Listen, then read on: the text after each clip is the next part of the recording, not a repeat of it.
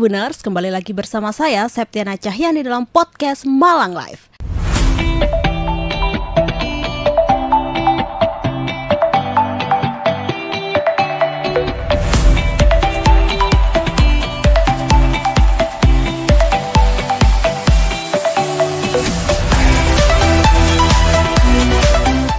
Episode kali ini kita akan membahas materi tentang kesehatan, yaitu membahas tentang keloid bersama Dr. Yudi Siswanto, SPBPRE.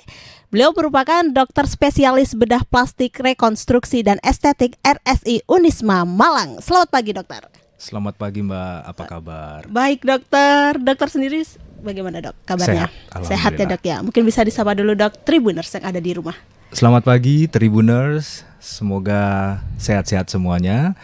Saya Dr. Yudi Siswanto, SPBPRE, spesialis bedah plastik, rekonstruksi dan estetik dari RSI Unisma Malang. Saat ini saya bekerja di RSI Unisma Malang. Kegiatan utamanya adalah operasi, kemudian ada praktek dan juga kita visit pasien di ruangan. Selain itu saya juga sibuk mengajar dan penelitian. Hobinya jalan-jalan, sukanya naik gunung. Oh, naik gunung. Oke. Kenapa, dok, suka naik gunung? Karena di setiap ketinggian itu pasti ada kenikmatan. Terutama setelah kita mendaki ribuan meter, kemudian kita sampai di puncak, itu ada kenikmatan yang tidak bisa diungkapkan dengan kata-kata. Mungkin apalagi sudah sampai puncak ya, dok ya, itu ada kepuasan tersendiri bagi para pendaki itu biasanya. Suka naik gunung juga? Suka, dok, cuman belum ada gunung yang didaki. Oh, pernah ada gunung yang didaki tuh Gunung Galunggung, itu pun naiknya pakai tangga. Waduh, kurang seru. Ya, nanti kita naik gunung sama-sama. Oke, kalau dokter gunungnya sudah didaki apa aja, dok? Ada beberapa gunung di Indonesia dan alhamdulillah sempat naik gunung di Afrika dan juga di Eropa. Keren sekali, dokter. Ini udah naik gunungnya di luar negeri ya, dok ya. Saya kira gunungnya di Indonesia gitu, dok. Oke, dokter, kita langsung aja ya, dok ya, ke pertanyaan pertama, membahas tentang keloid kepada Tribuners yang ada di rumah. Dok, apa itu keloid? Keloid itu adalah bekas luka. Bekas luka yang menonjol, yang melebihi dari luka awal, kemudian disertai dengan keluhan seperti gatal, nyeri, atau keluar cairan. Keluar cairan dari lukanya itu? Benar sekali, dari bekas lukanya itu. Jadi kalau kita luka, baik luka yang kita sadari atau tidak ya, luka yang tidak disadari seperti gatal, kemudian kita garuk, itu kan ada luka-luka kecil yang mungkin tidak kelihatan oleh mata. Atau mungkin ada jerawat kecil, baik di wajah maupun di dada. Nah, ternyata luka dari jerawat ini juga bisa menyebabkan keloid, yang mana nanti bekasnya itu bisa membesar, menonjol, melebihi dari luka awal, serta menimbulkan keluhan seperti gatal, nyeri, atau bahkan keluar cairan. Oh, berarti bekas luka jerawat tuh bisa menyebabkan keloid ya, dok ya? Bisa sekali. Di wajah, di maupun wajah, juga punggung. di punggung, punggung juga atau bisa. di dada. Oh, di dada. Bisa sekali. Oke, mungkin itu hati-hati buat Tribuners yang ada di rumah ya, dok ya. Jangan asal menggaruk jerawat. Biasanya kan kalau orang ada jerawat tuh pengennya diteken gitu, dok, dihilangkan gitu. Itu ternyata nggak boleh ya, dok ya. Bisa menyebabkan keloid ya, dok ya. Benar sekali. Banyak sekali pasien yang datang ke saya itu dengan keluhan keloid di dada. Ketika saya tanya apa pernah ada luka di dada, pasien mengatakan tidak pernah ada luka di dada. Nah, ternyata ini disebabkan karena jerawat kecil yang mungkin digaruk, jadi infeksi, kemudian penyembuhannya jadi lama dan hasilnya jadi keloid. Jadi kalau kita berbicara soal keloid ini, kita juga harus berbicara mengenai penyembuhan luka. Nah, luka yang baik itu adalah luka yang sembuh dengan sesuai tahap-tahap penyembuhan luka. Seperti apa, dok? Tahap penyembuhan luka ini ada 3. Yang pertama adalah tahap inflamasi atau keradangan, kemudian tahap proliferasi, dan ketiga adalah tahap remodeling. Itu mungkin bisa dijelaskan itu seperti apa, dok? Benar sekali. Jadi kalau misalnya kita kena luka, jatuh dari sepeda motor, atau mungkin jerawat atau terkena sayatan, itu pasti mengeluarkan darah yang pertama ya. Nah, benar. Ini adalah tahap inflamasi di mana darah keluar di situ, kemudian terjadi keradangan. Dan setelah darahnya berhenti, masuk dalam tahap yang berikutnya. Tahap yang berikutnya adalah tahap proliferasi, di mana tahap ini di sana ada sel-sel fibroblast yang banyak dikeluarkan oleh tubuh, dan sel fibroblast ini berfungsi sebagai pabrik yang membentuk kolagen. Nah, kolagen ini fungsinya adalah merekatkan tulang luka-luka tadi ya. Jadi luka-lukanya bisa bertaut. Nah, luka-luka bertaut ini karena adanya kolagen. Namun pada beberapa kondisi kolagen ini produksinya amat sangat banyak sehingga menimbulkan keloid. Nah, kalau misalnya lukanya nggak sembuh-sembuh, harusnya kan luka bisa sembuh mungkin seminggu, 2 minggu gitu ya. Kadang-kadang luka jadi borok.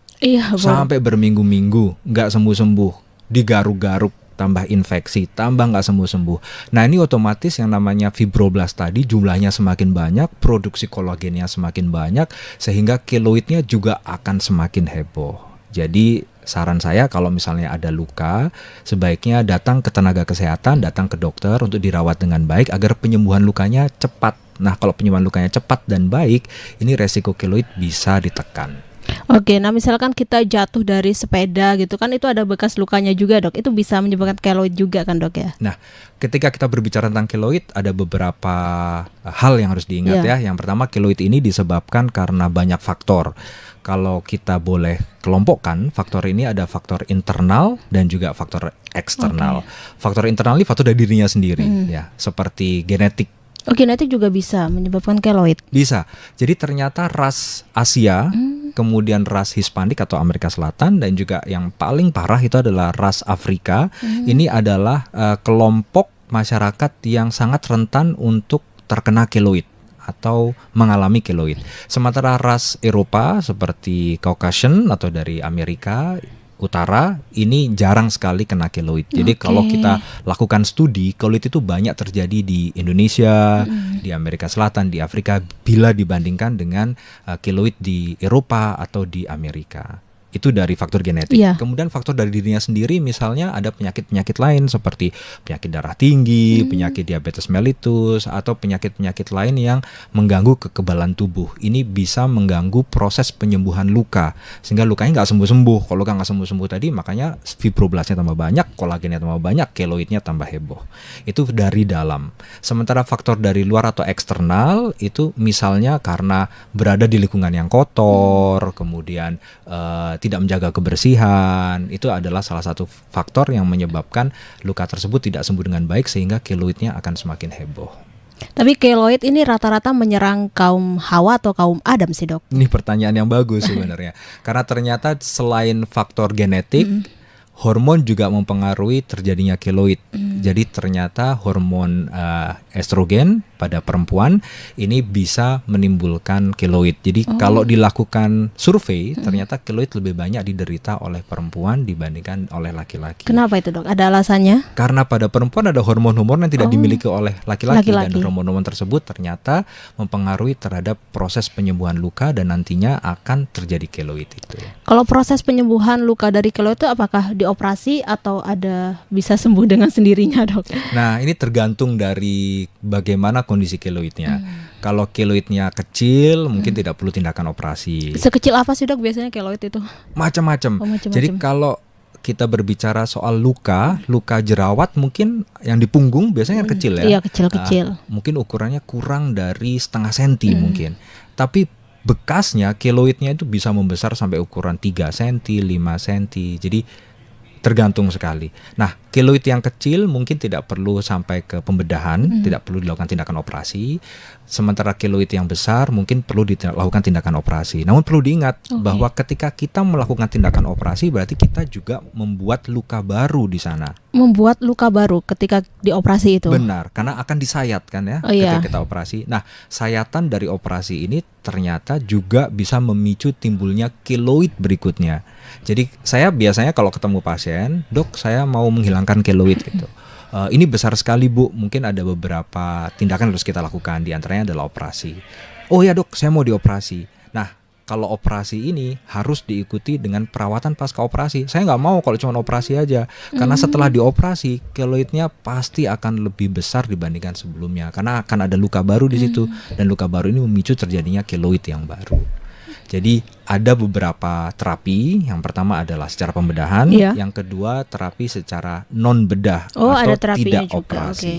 Di antaranya adalah suntik steroid, kemudian suntik menggunakan obat kemoterapi, kita biasa gunakan 5FU, kemudian disinar, kemoterapi, kemudian dilakukan laser, krioterapi, kemudian bisa menggunakan silikol gel atau silikol sheet atau menggunakan pressure garment. Jadi banyak sekali terapi yang bisa digunakan untuk mengobati keloid. Itu terapinya dilakukan berapa kali, Dok? Tergantung tergantung dari juga. kondisi keloidnya. Kadang-kadang terapinya bisa sampai 6 hingga 1 tahun. Maaf, 6 bulan hingga 12 bulan 6 ya. bulan sampai setengah 12 tahun bulan. sampai 1 tahun. Jadi tergantung dari kondisi keloidnya, dan pasien kita minta datang secara konsisten karena keloid itu hal yang paling sulit untuk kita atasi, dan sampai saat ini tidak ada konsensus yang mengatakan bahwa terapi keloid adalah operasi atau terapi keloid adalah suntik. Tidak ada. Oh, tidak ada. Jadi keloid ini terapinya adalah kombinasi atau multimodalitas. Jadi kita kombinasikan misalnya antara operasi dengan penggunaan salep, operasi dengan penggunaan salep, dan juga dengan suntik, dengan krioterapi. Jadi kita gunakan semua modalitas untuk mengatasi keloid. Tapi ada gak sih, Dok, pasien yang keloid itu sudah hilang gitu ya, Dok? Tiba-tiba tumbuh lagi gitu, Dok? Ada gak sih kasusnya seperti itu? Ada sekali. Karena kadang-kadang keloidnya hilang, Iya. tapi belum seutuhnya hilang ya, tapi masih ada sisa sedikit, dan itu kadang-kadang gatal. Dan ketika gatal, kalau kita tidur, kita garuk. Kan tidur kita nggak sadar nih ya. Kita garuk juga kita nggak sadar. Nah, kemudian biasanya akan muncul luka kecil di situ yang nggak kelihatan oleh mata, dan ternyata itu bisa memicu terjadinya keloid yang lebih besar lagi. Jadi memang keloid ini masalah yang cukup sulit, namun bisa diatasi dengan kerjasama yang baik antara dokter dengan pasien. Jadi jangan ragu untuk datang ke rumah sakit, ke praktek dokter, konsultasikan. Nanti akan kita bantu ya, sesuai dengan kondisi keloidnya dan juga treatment yang available yang ada di rumah sakit tersebut. Tapi kalau keloid itu dari kecil bisa membesar ya, Dok ya? Ya, bisa. Benar sekali. Keloid ini bisa dikatakan tumor ya. Tumor. Jadi tumor berarti ini masuk kategori tumor. Masuk kategori tumor. Jadi tumor ini adalah segala sesuatu yang membesar di tubuh kita yang tidak normal. Dan salah satunya adalah keloid. Namun tumor ini tumor yang jinak ya. Tumor jinak. Bukan tumor yang ganas ya. Dan keloid ini beda dengan skar biasa atau bekas luka biasa. Bekas luka biasa itu tidak akan membesar, tapi kalau keloid ini semakin membesar, semakin lama semakin membesar. Jadi kalau tidak diatasi, semakin lama tambah gede dan tambah mengganggu, dan kadang-kadang nanti juga bisa nyeri, gatal, digaruk, infeksi, tambah nggak karu-karuan. Berarti semakin dibiarkan semakin membesar ya, Dok ya, benar, ukurannya itu. Benar. Dan keloid ini apakah dapat menyerang anak-anak, Dok? Nah, keloid ini bisa menyerang di semua usia ternyata.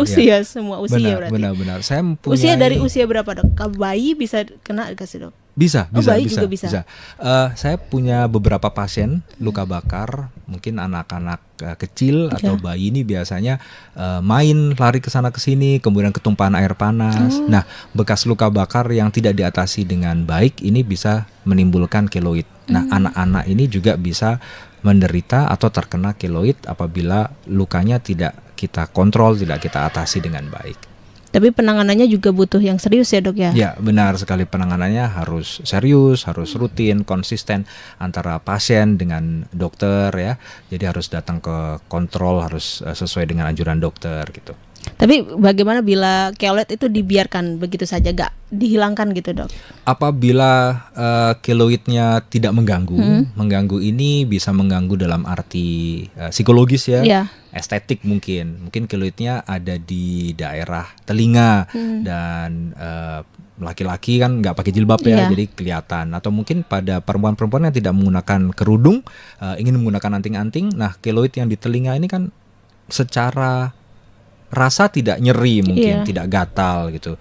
Tetapi secara penampilan cukup mengganggu ya, mengganggu secara psikologis. Namun ada juga keloid-keloid yang tersembunyi letaknya, misalnya di dada. Jadi keloid di dada ini banyak sekali. Secara penampilan tidak mengganggu karena tidak nampak. Akan tetapi secara rasa kadang-kadang gatal, terus rasanya panas, tidak nyaman. Jadi ini adalah keluhan-keluhan dari keloid. selagi tidak mengganggu penampilan, nggak dihilangkan juga nggak apa-apa ya dok ya? Benar. Selain tidak mengganggu secara penampilan, tidak ada keluhan gatal, panas, tidak perlu dihilangkan, tidak apa-apa. Akan tetapi kalau misalnya nanti ada keluhan seperti panas, gatal, itu sebaiknya datang, nanti kita akan atasi masalahnya. Kira-kira keloid ini ada pantangan makanan minuman tersendiri gak sih dok untuk pasien atau yang penderita keloid sendiri itu? Ya. Ini pertanyaan yang bagus juga ya, karena banyak sekali mitos-mitos yang ada di masyarakat terkait dengan makanan-makanan yang bisa menimbulkan keloid atau makanan-makanan yang harus dikonsumsi supaya keloidnya kempes. Nah, secara penelitian, kalau kita berbicara soal kedokteran, kesehatan, kita bicara soal science ya, data-based, science-based, ini tidak ada makanan atau konsumsi-konsumsi yang dapat menurunkan kadar keloid atau mengecilkan keloid. Kalau udah punya keloid besar di telinga misalnya, makan jeruk misalnya mengandung vitamin C yang tinggi, nanti keloidnya akan kempes. Itu belum ada penelitian seperti itu. Namun memang ada makanan-makanan yang sebaiknya dihindari atau makanan-makanan yang sebaiknya dikonsumsi untuk mencegah terjadinya keloid. Misalnya ketika kita luka, itu sebaiknya tidak merokok, sebaiknya tidak mengkonsumsi alkohol. Tapi kalau kita berbicara merokok dan mengkonsumsi alkohol dalam kondisi tidak luka pun, sebaiknya kita tidak merokok dan mengkonsumsi alkohol ya. Nah, ternyata rokok dan konsumsi alkohol ini mempengaruhi terhadap kualitas pembuluh darah dalam tubuh kita.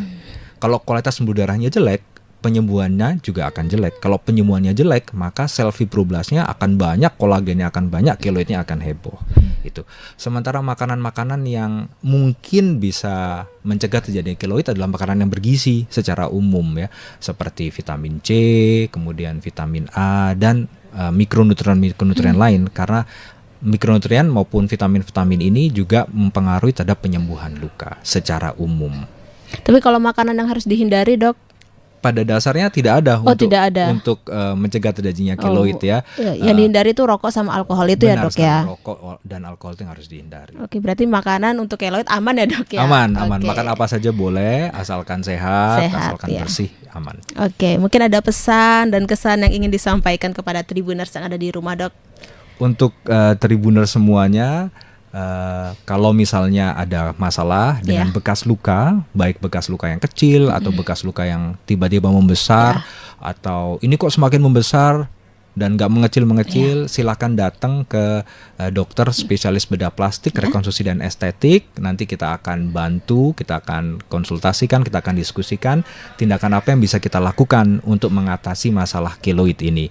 Tindakannya nggak harus operasi, nggak semuanya harus dioperasi. Ada tindakan-tindakan lain yang bisa kita pilih tergantung dari kondisi keloidnya untuk membuat keluhan dari pasien ini berkurang dan pasien akan semakin nyaman. Ya, kalau dokter prakteknya di RSI Unisma Malang nih hari apa aja sih dok? Saya praktek di RSI Unisma Malang tiap hari Selasa. Jam 6 sore, kemudian hari Kamis jam 6 sore, dan hari Sabtu jam 8 pagi. Berarti hari ini ya dok ya? Nanti sore. Iya, nanti sore. Oke, Dokter Yudi, terima kasih ya dok ya atas waktu dan kesempatannya telah ngobrol tentang keloid ini, menambah wawasan dan pengetahuan kepada Tribuners yang ada di rumah. Oke Tribuners, sampai di sini dulu perjumpaan saya kali ini. Saya Septiana Cahyani dan Dokter Yudi pamit undur diri, dan sampai jumpa kembali lagi dalam podcast Malang Live episode berikutnya. Assalamualaikum warahmatullahi wabarakatuh. Download Tribun X sekarang, menghadirkan lokal menjadi Indonesia.